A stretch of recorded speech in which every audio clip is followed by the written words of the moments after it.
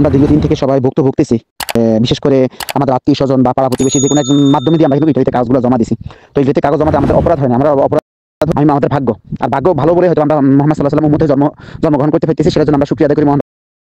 তবে দুনিয়াটা হচ্ছে আসলে তামাশা, এই তামাশার ভিতরে আমাদেরকে সবকিছুই করতে হবে এবং ভালোভাবে বেঁচে থাকতে হবে। এটা না আমাদের এত হতাশ মুখে এবং হতাশা ভোগ করতে হয়। তো কথায় আসি এবার, দীর্ঘদিন থেকে যে ভুক্তভুগতেছি, কিছুদিন আমাদের 6 জন যে প্রতিনিধি গেছিল ওনাদেরকে সংক্ষিপ্ত মানে ফেরফেতুরা কথাই বলছে ওনারা সংক্ষিপ্তভাবে, হয়তো আমাদের না বা ওনারা কেউ ওইটাতে বসবাস করেন না বলে হয়তো বা ওনারা এই জিনিসটা বারবার উচ্চারণ করছে।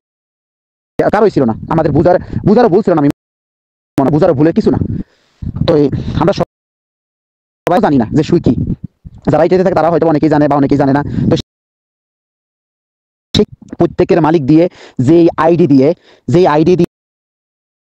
করা হয়েছে, ওই আইডি দিয়ে একটা প্যাক পাঠানোর জন্য চেষ্টা করেন ফেরফেতুরা, এবং ওই আইডিটা তাহলে আবার আপনার ডকুমেন্টের উপরে আপনার নামের দিয়ে যে পূর্বতে যে আবেদনগুলো করছেন ওই ফ্যাকের আইডি দিয়ে ওই ফ্যাক্টর স্ক্যান টাচ নিয়ে, এবং কি আপনার প্রার্থী নাম্বার হচ্ছে আমরা যখন আবেদন করছি আবেদনের পরে একটা রিসিপ্ট আমাদেরকে দিয়েছে, যেমন যে শহর থেকে আবেদন করছে ওই শহরে কিন্তু একটা নাম্বার থাকে, ওই শহরে একটা নাম্বার, ওই নাম্বারটা সবার প্রত্যেকে চেষ্টা করবেন একটা ফ্যাক্ট পাঠানোর জন্য, এবং কি সাথে নলসার নাম্বারটা দিয়ে দিবেন।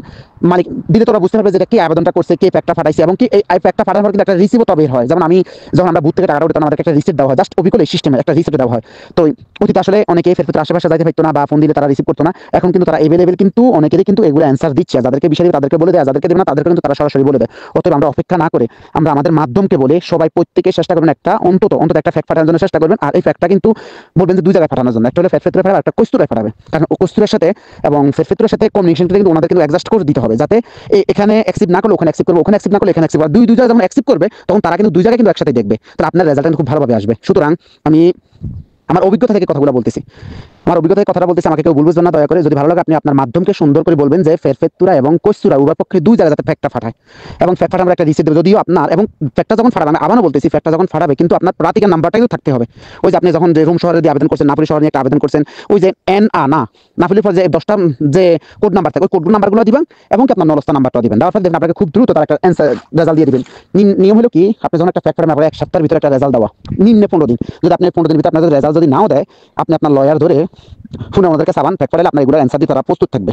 এটা বাংলাদেশের তারা অ্যান্সার দেবে না, তারা অ্যান্সার দেওয়ার জন্য কিন্তু প্রস্তুত। ঠিক আছে, তো আপনারা চেষ্টা করেন, ইনশাল্লাহ দেখেন ইনশাল্লাহ কাজ হয়ে যাবে। আর আপনাদের মাধ্যমকে বলবেন দয়া করে যাতে এই ভুলটা যাতে না করে। আর যারা বিশেষ করে আত্মীয়ের ভিতরে, যেমন কারো ভাই আবেদন করছে, কারো ভগ্নিপতি আবেদন করছে, কারো খালাতো ভাই, কারো মামাতো ভাই, কারো মামা, কারো চাচা, আপনারা তাদেরকে ফেরা দিবেন না। তারা যদি তৃতীয় কোনো ব্যক্তির মাধ্যমে যদি করিয়ে থাকেন তাহলে ওনাকে বলবেন যে আপনি যে ফ্যাক্টটা পাঠাইছেন আমাদেরকে একটা স্ক্যান করে দেখান, একটা স্ক্যান টাচ করে আমাদেরকে দেখান যে আপনি যে ফ্যাক্ট পাঠাইছেন এটা প্রমাণটাকে আমরা এটা দেখতে চাই, আমরা এই জিনিসটা একটু দেখতে চাই। তো ইনশাল্লাহ আপনারা দেখেন আপনাদের এই সুফল আপনারা পাবেন, কোনো সন্দেহ নাই।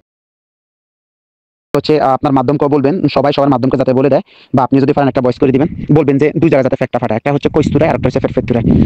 আর 2 জায়গায় যখন প্রার্থীর নাম্বারটা যাতে খুব ভুল যাতে না করে, প্রার্থীর নাম্বারটা দিলে কিন্তু আপনাকে অ্যান্সার দিতে তারা প্রস্তুত থাকবে। আপনি প্রার্থীর নাম্বার না দিয়ে আপনি যদি ফ্যাক্ট পাঠান তাহলে আপনাকে অ্যান্সারে তেমন একটা গুরুত্ব তারা দেবে না। তো দয়া করে আপনার প্রত্যেকে বলবেন যে 2 জায়গায় যাতে ফ্যাক্টটা পাঠায়, তবে বিশেষ করে ফেরফেতুরাটা ভুল যাতে না হয়। আর কস্তুরায় পাঠালেও কিন্তু লস হবে না, এখানে কিন্তু পাঠাইতে পারে, কোনো সন্দেহ নাই, কাজে আসবে।